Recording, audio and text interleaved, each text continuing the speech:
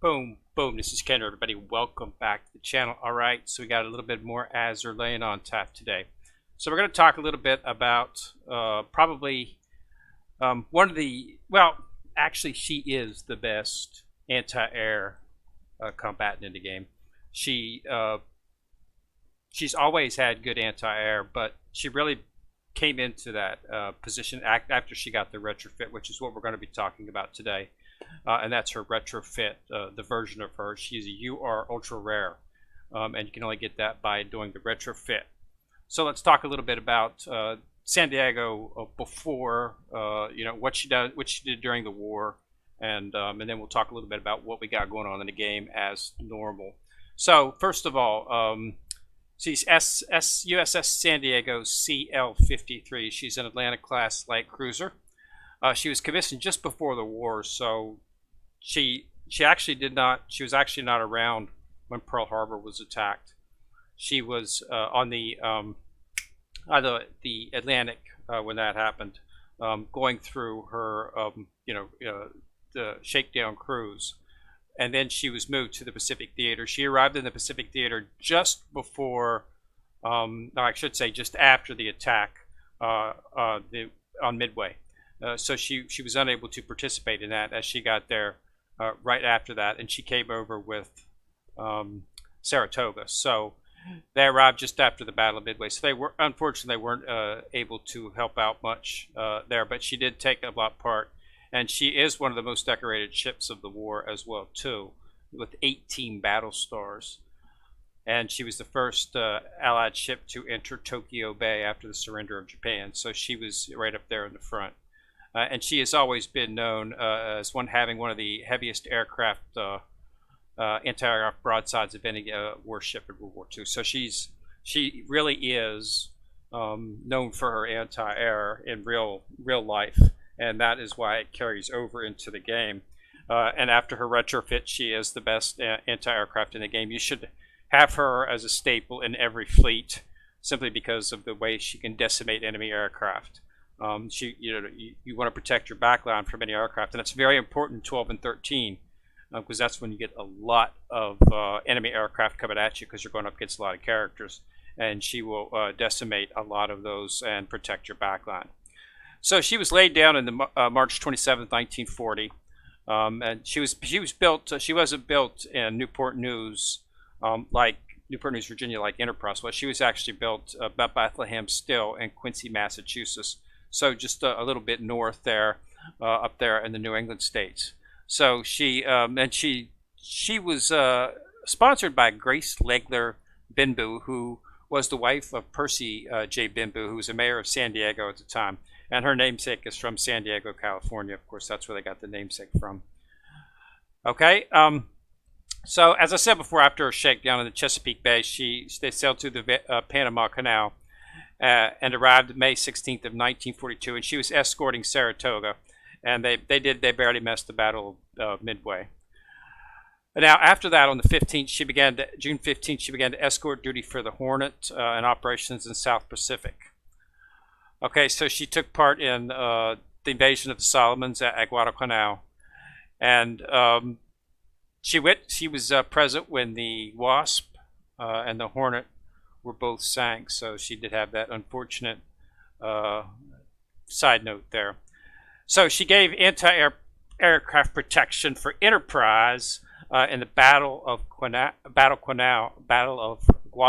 I'm sorry, from in November 12th to the 15th in 1942, and then she sailed to New Zealand for replenishment. She returned back into the South Pacific, support of HMS Victorious when they invasions of Munda, New Georgia, and Bougainville.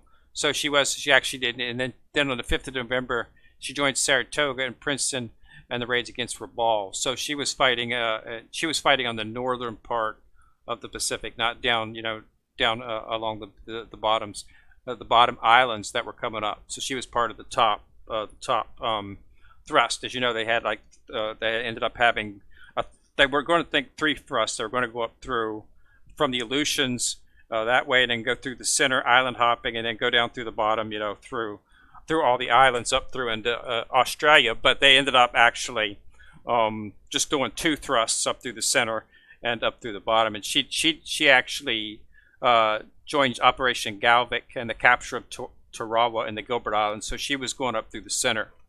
Okay, and she escorted Lexington when she was damaged and escorted her to Pearl Harbor. And then she returned on December 9th and back to San Francisco, and they even upgraded her radar equipment. She got new radar equipment, a combat information center, and a 40mm anti-aircraft gun. She had 27 before, so quite a large increase in her anti-aircraft capabilities. And she's noted for her rapid-fire guns protecting carriers against aerial attack. She's noticed for that. And that was a big part of what she did. And she had her radar upgraded again back in time to join the raids against the Marcus Islands in June. Okay, she was part of the carrier force covering the invasion of Saipan, and she also supported and conducted. She was part of the carrier raids that conducted the first raids against the Philippines on the 6th and 8th of August, and she also did close air support to the Marines landing on the Palayu Islands. So she had a lot of combat. She saw a lot of combat. Okay, and then she from October 12th to 15th, she was took part in the airfields at Formosa when they destroyed those. She shot down 9 Japanese attackers in her sector and drove away 2 others.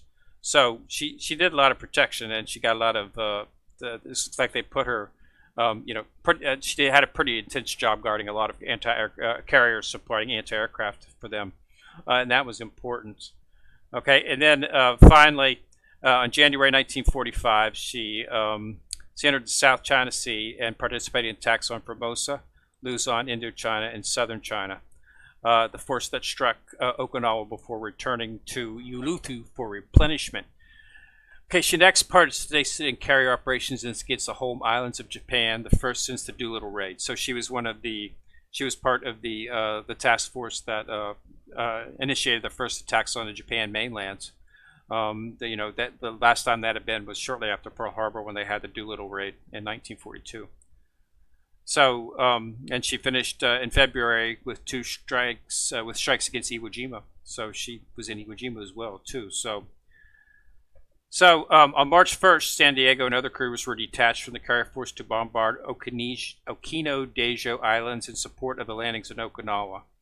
And then she joined the carrier strikes against Kyushu, Japan, again shooting down or driving enemy planes attacking the carriers. And then she also participated in the shelling of Minami Daito. And on October 11th and 16th, she shot down 2 attackers. So she's shooting down a lot of aircraft when she's doing this guarding. So she saw a lot of combat, which is why she was one of the most decorated ships of the World War II. And then she then served once more with the carrier force operating off the coast of Japan from the 10th of July until hostilities ceased, when the war ended. And on the 27th of August, she was the first major Allied warship to enter Tokyo Bay since the beginning of the war, and helped in the occupation of Yokosuka Naval Base and the surrender of Japanese on the battleship Nagato. After having steamed over 300,000 miles in the Pacific, she returned to San Francisco on September 14th, 1945.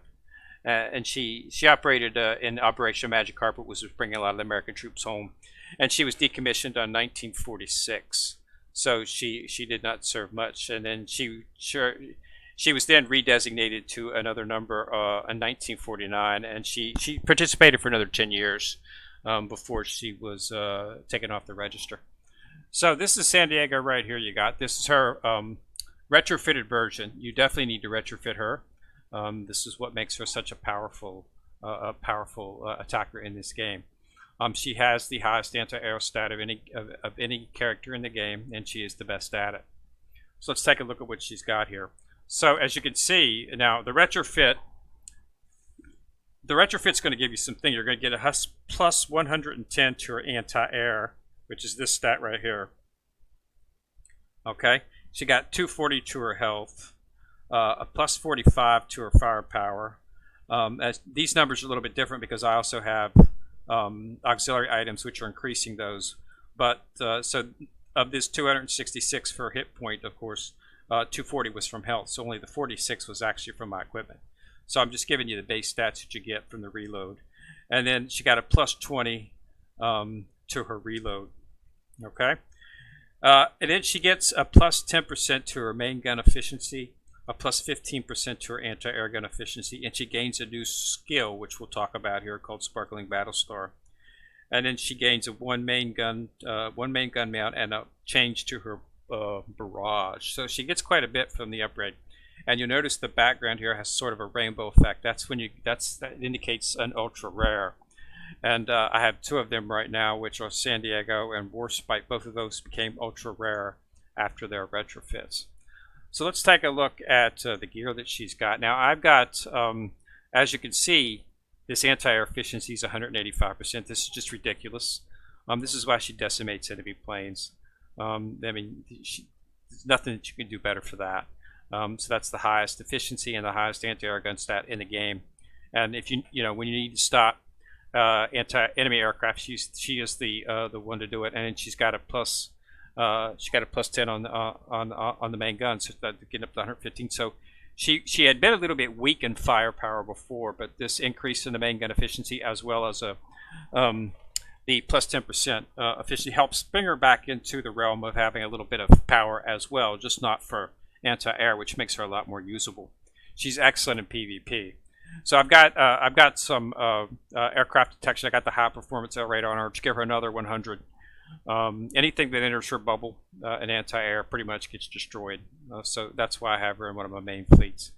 And then I was using her a lot in PvP, so I had fire suppression. Fire suppression is a good thing to use in PvP because there's a lot of damage and burning and stuff going on. So giving it hit points is always good. So that's what I use now. Limit breaking, of course, the anti-air gun efficiency increases by 5, and then you get torpedo-based anti-air gun efficiency by 10, and then improved all assault and all the weapons efficiency plus 5. So as you can see, as you limit break her and then retrofit her, that's the reason the anti-air gun efficiency is so high. Now, let's talk a little bit about the retrofit. This retrofit is one that you need to do, but it's not easy, and it requires a special item. And that special item is this right here. It's called this. It's a microphone, the Sparkling Star microphone. This is a specialty item. There's two ships that require these specialty items. One is San Diego, and you can only get it in an event. So they open the event throughout the year. They usually do it once or twice a year, and you can't complete the retrofit until you get that. Until you get the microphone. The other ship that has that same requirement is Warspite. For her retrofit, she requires this sword right here, which is currently going on in game. If you're playing, you can get this. For Warspite if you're currently playing the game. If you look in the events, you'll see special training right here. It is. To get this weapon, and you need to have this weapon to do Warspite's retrofit, which we're going to be talking about here pretty soon, probably if not next, shortly after that, because her retrofit turned her into a demon. So, but yeah, so that's going on right now if you want to get her retrofitted. But like I say, so let's get back on San Diego here. So now let's take a look at her. She's got really good skills, and this just supports her anti-air supremacy. So when this ship fires her anti-air guns, 15% chance to increase the anti-air of your entire fleet by 50% for 8 seconds.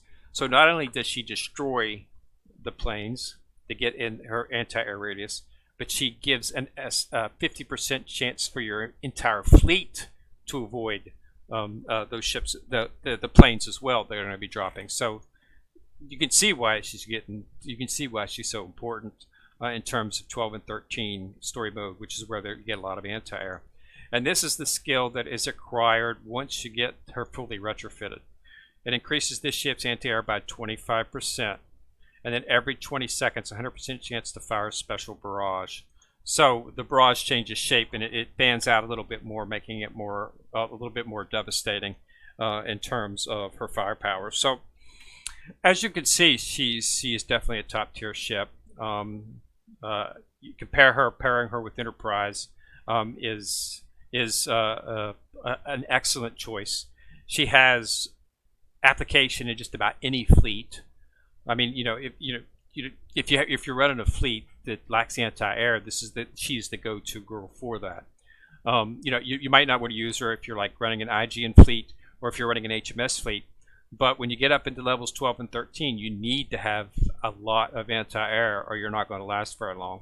And you'll have to bring healing ships, which bringing healing ships reduces your amount of damage they can do. And to win in Azur lane, you have to out damage your opponent. Okay, decreasing damage is not that much of it's not focused on. There's not really ships that can do it enough to make it something that you should focus on. You need to do as much damage as possible, and to do that you need to have a back line and a front line vanguard that can destroy the enemy as fast as possible. And if they're getting decimated by enemy aircraft, they can't do that. So that's what she does. She prevents that from happening, allowing the back line to survive and do the damage that they're supposed to do. So she's a very good ship, and she's definitely something that you should go for. And like I say, keep an eye out for the event that has the sparkling mic up, and definitely go for that. It's a mini game. It's very simple. It's nothing difficult. You need to get, I think I did it. You get 18. You got to get 18 of the medallions, and you do it. It takes like 6 or 7 days to do it, and on the last day you get 9 of them. So you have to continue and do them all through. But it's not hard. It's just a mini game that you need to focus on and do each day is all. Okay, and that'll get you the item. And then once you get the item, you can complete the actual retrofit. It's a pretty intense retrofit. There's a lot of stuff that you got to supply. You'll need copies of her or Boland's. You need your blueprints, and then you start to get into, of course, your the gold blueprints, and then you need to get her another copy of her, and then you need to get the mic. So as you can see, it's quite a bit of as well as 15,000 gold. So it's a pretty hefty retrofit, but believe me, it's worth it, and you will notice a supreme difference in her. She becomes a ultra rare character, and she is definitely one of the best in the game in that terms. So that's it for the San Diego. Remember to go ahead and subscribe to my channel and put a like on this video if you like it. And we're going to try to do reviews on every one of the characters, at least the main characters, main SRs and what like that, and any of the epics and stuff that are extremely important for building fleets and whatnot. So we're going to do reviews on all of those. So thanks a lot for watching the video. Remember to put a like on it if you like it. And remember to subscribe to my channel. Click on the bell ding ding beside it to be notified whenever I drop a video. This is Kenrier in the corner, signing out.